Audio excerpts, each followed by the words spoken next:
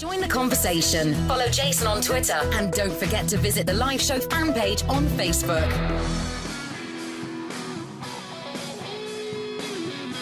So I have not understood. We're talking about tax cuts. They're talking about Obamacare. I have thought to myself since the Obamacare failure, why they started with that, number one, because their Obamacare repeal failed big time. And they're talking about trying to do something now, but the fact that I just don't think it's going to happen. No. I think it's wishful thinking, but maybe I'm wrong.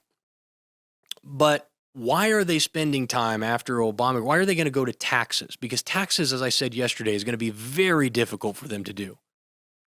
I said, why doesn't he shift and focus on something that he knows all these big government right-wing and left-wing folks are going to both get on board for? Why doesn't he focus on his $1 trillion stimulus program, which it appears like he is now going to do? Mm-hmm. Because he was out speaking in front of first a bunch of CEOs and then a bunch of union folks about his $1 trillion infrastructure package. And the article here from the Washington Times says President Trump said Tuesday that a planned $1 trillion infrastructure program would not repeat the mistakes of the Obama administration, massive stimulus spending that stalled shovel-ready projects to get tangled in red tape. And I thought to myself when I read that, was that the problem? Was that the problem? Mm-hmm. It's not like the money didn't get spent. Mm-hmm. I mean, they talk, oh, no, we couldn't get any of these projects off the ground because all the red tape. And I'm like, well, where'd all the money go then? It's like $500 billion, $500 billion, something like that went to infrastructure, shovel-ready jobs that Obama later said, weren't so shovel-ready. Okay, where'd our $500 billion go? It still got spent. It's in the same lockbox as your Social Security. Most likely. Mm-hmm. It's in somebody's pocket. The real problem is not the red tape, it's government corruption. Now, there is a problem with red tape, and I like the fact that Trump is working on that stuff. I just don't understand the necessity of a $1 trillion infrastructure plan. Because keep in mind, all the cost savings that he is getting by reducing taxes in certain areas, by reducing costs in some areas of government, he's rolling into national defense. So the budget is not decreasing. The budget is maintained almost right where it is with general increases in government spending as they go. All he's done is shuffle where the money goes. And now on top of that, on top of a nearly $4 trillion budget, he wants to put another $1 trillion into infrastructure. Now, I want you to think about this for a minute, because you really have to put this into context, and you really have to sit and think about it. Nearly $4 trillion a year, trillion with a T.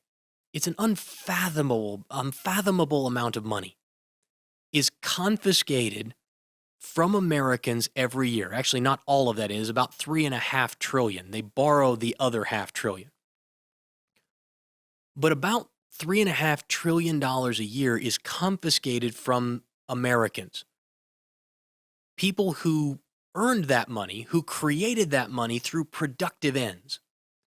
They had a job, they owned a company, the company invented a product that sold well, and they produced that product. The worker on the line helped to assemble the product, the shipper, the guy who put it on the truck, drove it to where it needed to go, the guy in the store helped them to sell the product, and someone enjoyed the product. That's a productive use of one's time and their resources. That is what creates growth in an economy. So they took money out of productive use, $3.5 trillion worth, and they put it into the government. Now, there is no government worker that produces a profit for anyone. There is no government worker right now doing productive work. And if you work for the government, I'm not disparaging you. I don't think you're a bad person because you work for the DMV. I think you probably hate working for the DMV, but I'm saying I don't think you're a bad person because you do that. If you work at your local county office or you're a sheriff or whatever, I just want you to understand you are not producing anything. Right? You fill a different role. If you're police or firefighter, you are providing a service, but it's a service that isn't paid for by the individual, it's paid for through collected taxes. And most of the people who work in government fill some sort of administrative role. And that administrative role produces nothing.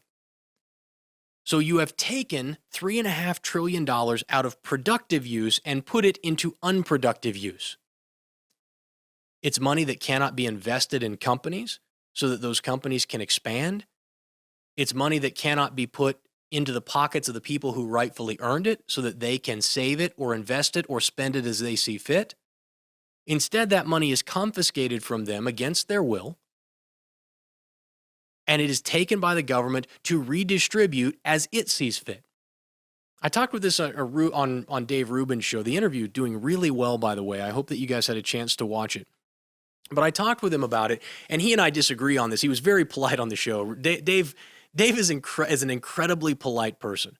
And if you meet him in real life, he's exactly the same as on the show. I had a chance to talk with him a little bit before and after the show, and just he and David Janet, just the nicest folks you're going to meet, and always smiling and happy and friendly people. And so when I told him, I said, I think taxation is theft. And he said, well, I think philosophically you might be able to get me there, but I still don't understand how you would do it. And I said, well, to me, it really is a philosophical understanding. It's like, I don't know how else you look at it. And I've yet to hear anyone give me a logical rationale for how taxation is not theft. Because you see, if I own myself and I own that which I create, or I own the byproduct of my labor would be a better way to say that. If I own myself, then the work that I do, I own that work. And I can do a couple of things with that. I can either do it for myself. So if I say I'm a carpenter, and I build beautiful furniture. If I own myself and I go and I get the wood, I chop down the tree and I take it in and I do the carpentry work to it and I create a beautiful table or a beautiful chair, I own that chair. It's mine. I owned the wood that I produced with. The chair is mine. I can do whatever I want to with it. I can sell it to you. I can sit in it. I can set it on fire. It's my chair. You can't set it on fire if you don't have the proper permit, because that would be wrong. No. Well, oh man, you're right. But the point I'm making is quite clear. I ought to be able to do whatever I want to with the stuff that I own. It's this basic understanding of property rights. If you don't believe that, then what you believe is that what you have, none of what you have is really yours, that it all belongs to somebody else, and it's just a matter of how much they want to let you have. And we, of course, don't have that philosophy because we have an understanding of both individual rights and property rights here. But if I own the byproduct of my labor, let's say I don't want to go to the effort of having to find people to buy my stuff. So yes, I make beautiful furniture, but I don't want to have to spend my days trying to find people to buy it. So you know what? There's a guy down the street, he owns a company, and he's looking for people who know how to build chairs. And he will pay me for my expertise to build chairs for him to sell. And I can have steady pay, and I might be able to have a little bit of vacation time, and I'll have a little bit more security because I'll have a steady paycheck coming in. And so I decide rather than work for myself, I'm going to go and work for my employer. Well, I own the byproduct of my labor, so I have to be compensated for the work I do. The guy down the road can't say, you know what, I need a guy who makes tables or makes chairs, so you have to come work for me. That would be slavery. So if I own myself, I own the byproduct of what I create, what is the government entitled to? How much of what I create and I produce is my neighbor entitled to? How much of what you create or produce is your neighbor entitled to? The answer is nothing. He is entitled to $0 or 0% of what you have because he did nothing to earn it or create it. What taxation says is you have to pay a portion of what you earn or what you create because you live here. There's no other explanation for it. It is theft, pure and simple. It is the taking of one's property without their consent. Once you come to that acceptance, that, yeah, I get that, Jason. Nope, you're right. That logic don't lie. Then the only question we have is, well, how do we do it without taxes? And as I laid out on the show with Dave, I said, I don't know. I said, I can give you lots of reasons on how you can do it because I've read all the books. I love it when I start talking about this stuff, and I guarantee you there'll be somebody who tells me to go read a book when we're done here. I'll say, oh, Jason, it's easy to fund a military without taxes. Here, you just need to go read this book. And I'm like, yeah, thanks, guy. I'm glad you read a book once. But I've read that book, and I've also read 3 or 4 others, and I'm not buying it. So it's not as though I'm not educated on these issues. I can give you all the ways that people say you could do it. I said, I'm just not entirely confident that it would work. But principally, I understand, and principally, we agree taxation is theft. And therefore, we have to do everything that we can to try and limit the theft as much as possible, while at the same time not destroying everything, because that's one of the things that Ruben brought up. He's like, we've got this thing and picking up my garbage, that works pretty good. And hey, the roads, we got problems with roads in LA, but I'm generally okay with the way it's working now. And he said it would be a huge upheaval of our entire system to try and change that right now. And I don't see how it would work. And so I say, yeah, you're right. Let's start with something simple. How about we stop, say, taking people's money because they work, like payroll taxes? How about we stop disincentivizing people from working by taking money every time they do? I mean, think about that for a minute. The government charges you to work. They say, oh, if you want to work in America, you got to pay a fine. How stupid is that? If we want people to work, we ought to incentivize them by allowing them to keep as much of their money as possible. How about we start cutting all of the things about government that in any way redistribute wealth, take money from one group of people or one individual and give it to another? There are simple things that we can do to start limiting the amount of theft that occurs in America.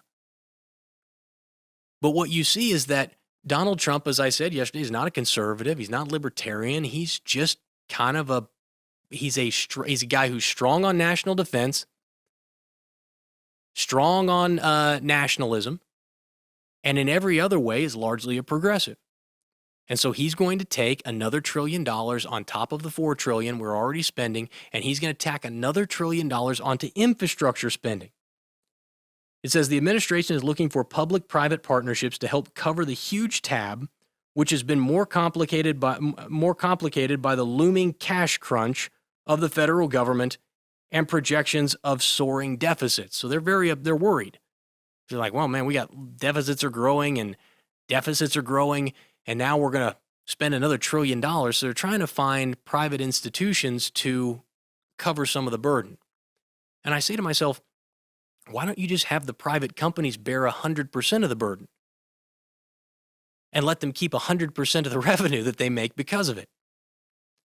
You go on down, it says what they're going to do is they're going to eliminate permitting of roads and highways that right now currently take a minimum. This is what a minimum of 10 years to get approved.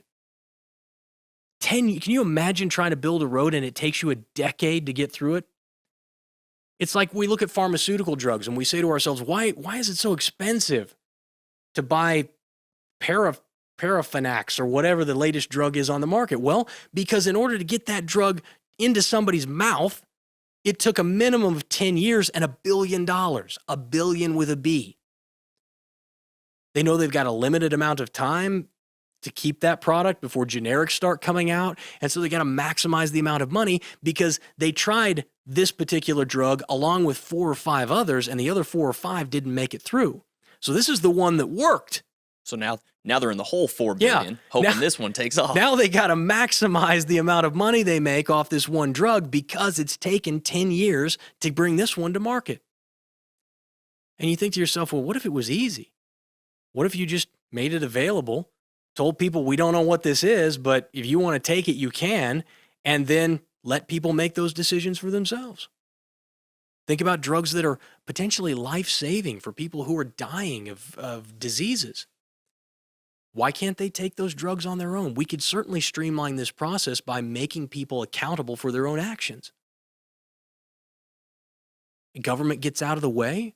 Instead of taking 10 years to bring a drug to market or to build a road, it takes 12 months. Now, all of a sudden, More drugs are coming to market, more roads are being built or updated or improved at a fraction of the cost that it was before. Prices are coming down. What a beautiful world we live in. Now, all of a sudden, you don't really need government cooperation to get it done. You just need government to get out of the way. You just need the government to get out of the way. And when you analyze most of these problems, whether it be money for infrastructure, whether it be high cost in prescription drugs and healthcare, what you find, health insurance for that matter, what you find is that for all the solutions that government come up with, in order to fix the problem, the vast majority of the time, they end up making it worse. And we would all be far better off if government just got out of the way. Stopped picking winners and losers, stopped mandating on the American people what had to happen in order for something to get accomplished, and just got out of the way. Said, this is not our purview. We don't know what we're doing here. You make the best decision you can, and if there's not enough information about what you're putting into your body or about the road that's underneath your feet, then don't use it. You be responsible for you. And if the company was negligent, if they make a mistake, we will make sure that the process for you going after them is swift and not very costly. These, of course, are all things that government is failing at miserably. So I hope, guys, as you guys listen to the show, as you guys share the show, that you understand there are very, very few things that government does well. Most of the time, government is working against your best interest. They're working, as I said yesterday, in the interest of special interests or in their own interest. And every time that they tell you that they need you to give up a little liberty or sacrifice just a little more for your own security, understand that behind the scenes, the government is using all of that information, all of that newfound liberty that you've given up in order to further control and manipulate your life. And if you want it to stop, the only way, it's not through more regulation, it's not through putting the right people in Washington, so we've got the benevolent dictators and the benevolent overseers that we need. The only answer is to limit the size, the scope, and the power of government. This is something that our founders understood intuitively. And it is something that we as Americans have forgotten. And if we are not careful, we will lose it forever.